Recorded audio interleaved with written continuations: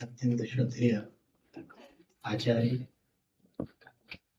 श्री भगवत चरण भगवत शुक्ल जी को संस्कृत विभाग दिल्ली विश्वविद्यालय के सभी आचार्यों की ओर से, शोध छात्रों की ओर से और आप सब प्रतिभागी मित्रों की ओर से निवेदित करता हूँ, स्वागत वंदन करता हूँ।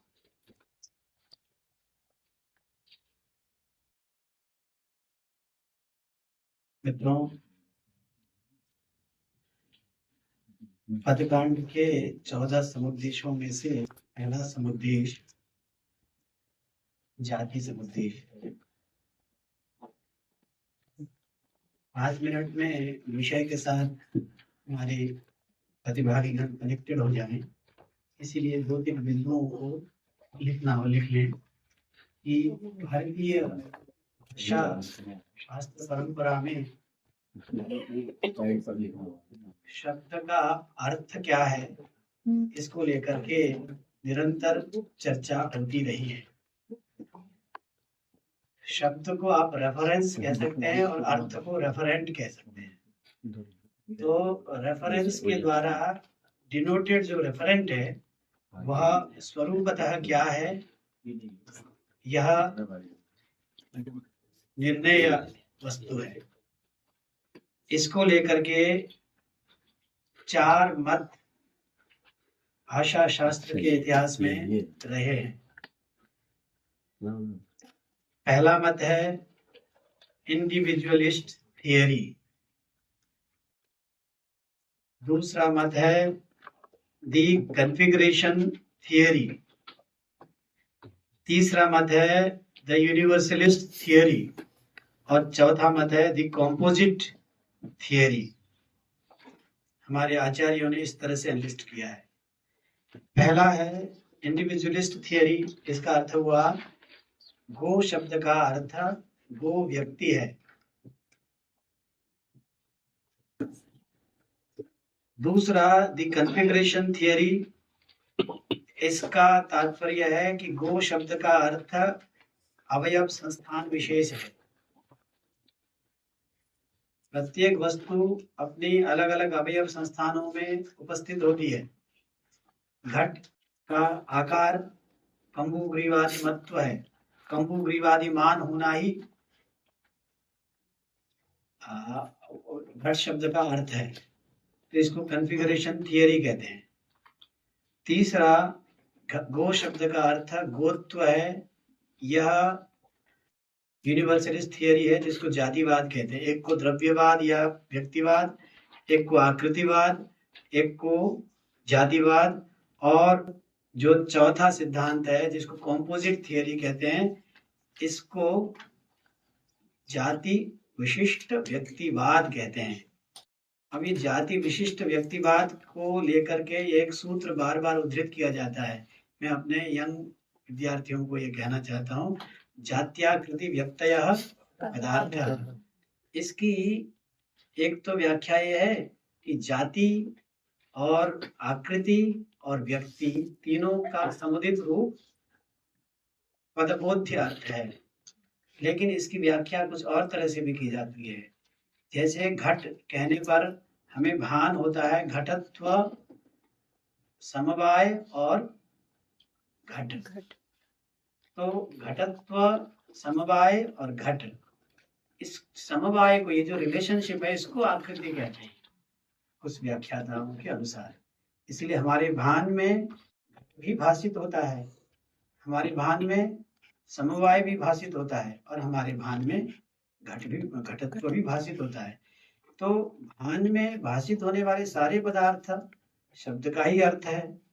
यह हमारे यहाँ की भाषा विज्ञान की, भाषा शास्त्र की परंपरा है। अब प्रश्न यह है कि वैयाकरणों के यहाँ इस बात को लेकर क्या मत है। तो वैयाकरणों में भी 3 मत प्रचलित हैं। एक मत तो यह है कि all words without exception signify the universals. ये वाजपेयीयन का मत है। वाजपेयीयन वैयाकरण थे। दूसरे वैयाकरण व्याड़ी थे, जिनका मत था all words without exception signify the idea of the व्यक्ति, इंडिविजुअल। तो ये दो वाद बहुत प्रचलित वाद हैं, जातिवाद और व्यक्तिवाद व्याकरण की परंपरा में। तीसरा वाद है यूनिवर्सल प्लस सब्सटेंस, जिसको संभवतः हम चतुर्थ वाद के रूप में कह रहे हैं। इनमें से भर्तृहरि का पक्षपात, यद्यपि स्पष्ट शब्दों में आचार्य जी शायद नहीं कहते हैं, वो यूनिवर्सलिस्ट थियरी को लेकर के है, जिसका प्रतिपादन जाति समुद्देश में किया गया है। एक तो ये बात। अब हमें दो शब्दों का प्रयोग समझना चाहिए, एक तो शब्द जाति और एक है अर्थ जाति। जैसे एक गो शब्द है और एक गौ अर्थ है, लेकिन गो शब्द का उच्चारण मैं स्वयं 10 बार करूंगा तो भिन्न भिन्न प्रकार के उच्चारण होंगे। तो मेरे द्वारा उच्चरित 10 गो शब्द भिन्न भिन्न गो शब्द व्यक्ति हैं, लेकिन इन सभी गो शब्द व्यक्तियों में गो शब्दत्व रहता है। इसको शब्दत्व जाति कहते हैं। ऐसा नहीं है कि मेरे द्वारा एक बार में बोला गया गो शब्द ही एक गौ विशेष की प्रतीति कराएगा, बल्कि समस्त गौ शब्द, गोत्व शब्द जाति से युक्त गो शब्द जितने भी है, सब गोत्व युक्त पदार्थ का भान कराएंगे। अब यहाँ से ये प्रश्न है, तो दो तरह के शब्दों का प्रयोग वाक्य इस जाति समुद्देश को समझने के लिए जरूर करना चाहिए। यद्यपि ब्रह्मकांड में ही बार बार ये शब्दाकृति, शब्द जाति की बात आती रहती है। तो वर्ड एज, इसमें एक वर्ड एज पर्टिकुलर्स मैंने कहीं से लिया है अपने सबको संबोधित करने के लिए। एक तो वर्ड एज पर्टिकुलर्स है, गो शब्द, गो शब्द, गो शब्द। दूसरा है वर्ड एज यूनिवर्सल, गो शब्दत्व है। और इसमें मैंने एक आचार्य का लिखा हुआ आप के लिए मैं लिख के लाया कि रसल ने कहा था कि word is not a single entity but a class. तो गो शब्द जो है क्लास वर्ड है। अब word as universal is alone significant, ये कहना है कुछ लोगों का, क्योंकि शब्दत्व ही सिग्निफिकेंट है, गो शब्दत्व सिग्निफिकेंट है, गो शब्द व्यक्ति सिग्निफिकेंट नहीं है। क्योंकि ये जो सेमनेस की प्रतीति होती है, गो शब्द, गो शब्द, गो शब्द, गो शब्द, ये जो सेमनेस की प्रतीति होती है, यह इस बात का प्रमाण है कि देयर एग्जिस्ट समथिंग कॉल्ड गो शब्दत्व, यह आइडिया है। तो वैयाकरणों का इसको लेकर के दो वाद हैं। एक द्रव्यवाद, कल की चर्चा में मैंने कहा था कि वैयाकरण लोग वेदांत के पैरेलल चलते हैं। वेदांत के प्रत्यक्ष सिद्धांत को ले लीजिए और वैयाकरणों के वाचकता के सिद्धांत को ले लीजिए। एक साम्यवहारिक प्रत्यक्ष है और एक पारमार्थिक प्रत्यक्ष है। जो अल्प दृष्टि संपन्न व्यक्ति लोकली देखता है चीजों को, और दीर्घ दृष्टि संपन्न व्यक्ति यूनिवर्सली देखता है चीजों को। जैसे एक लोकल विजन वाले व्यक्ति को अगर कहिए कि सामने क्या रखा हुआ है, तो कहेगा घड़ा रखा हुआ है। फिर उससे पूछे कि क्या रखा हुआ, कहेगा शकोरा रखा हुआ है। फिर उससे पूछे कि क्या रखा हुआ, गणेश की मूर्तियां रखी हुई हैं। क्या रखा हुआ, कुल्हड़ रखे हुए हैं। लेकिन एक दीर्घ दृष्टि संपन्न व्यक्ति को पूछे तो कहेगा कि मेरी तो आंखें बड़ी पेनिट्रेटिंग है, सब जगह मुझे तो मिट्टी दिखाई दे रही है। तो घट शब्द का लोकल लेवल पर अर्थ है गंभोगरी विराजमान पदार्थ, गणेश की मूर्ति आदि। लेकिन यूनिवर्सल लेवल पर देखा जाए तो उसका अर्थ है मिट्टी।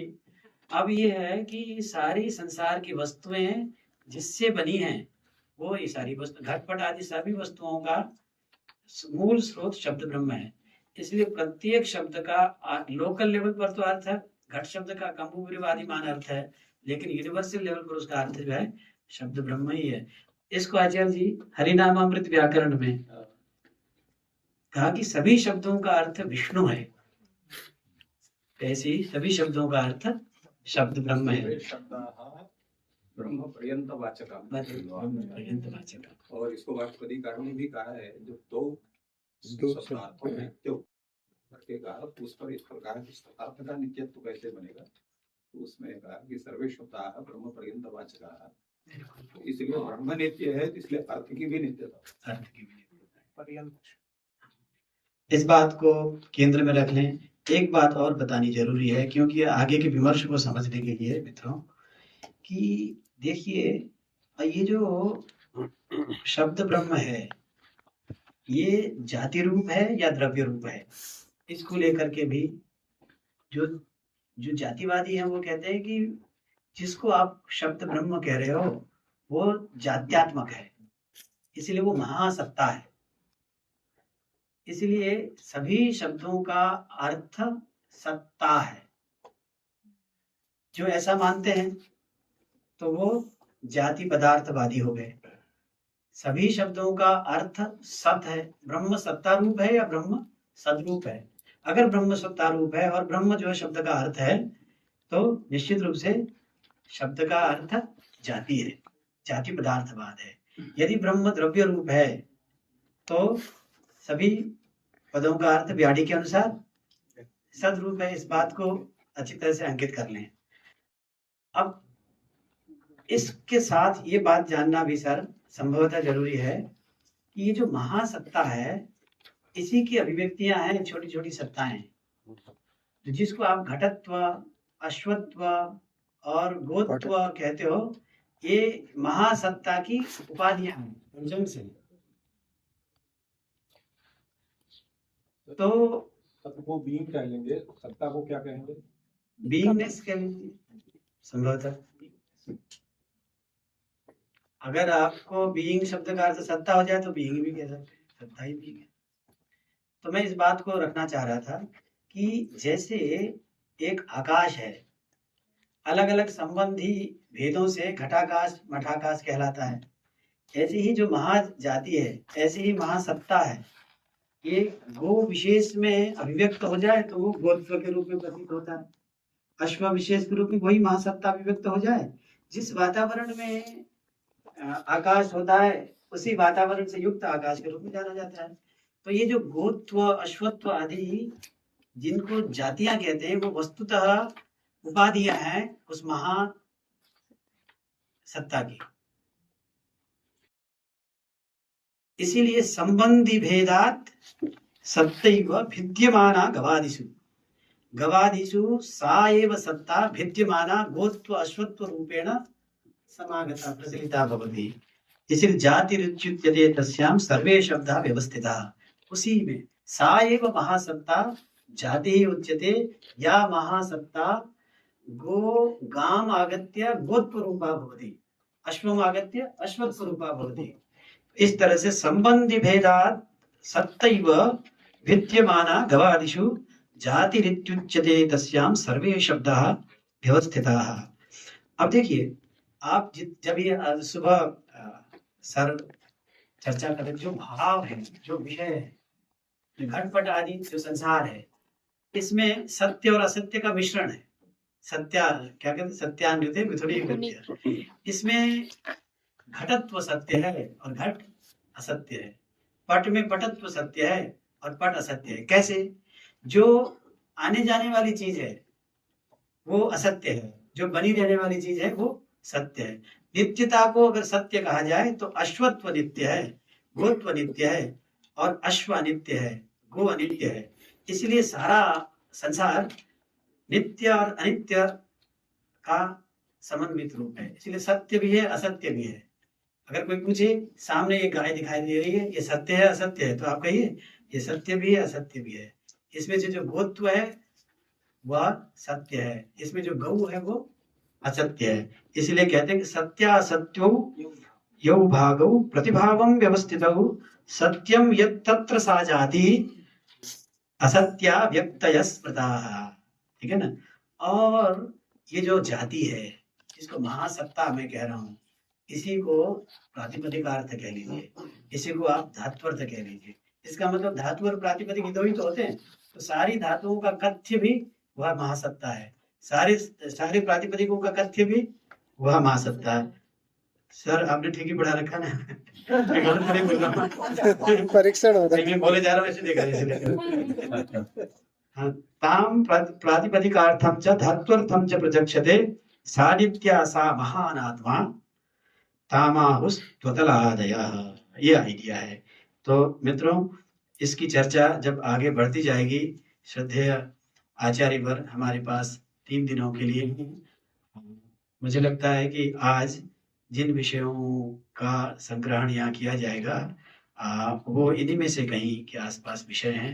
मैंने अपनी बात को इस रूप में रखा कि शब्द का कथ्य क्या है, वाच्य क्या है, और दूसरा ये रखा कि जिसको हम जाति कहते हैं लोकल लेवल पर, वह एग्जम्स हैं, और वैयाकरण एक महासामान्य महाजाति की संकल्पना को लेकर के कहते हैं।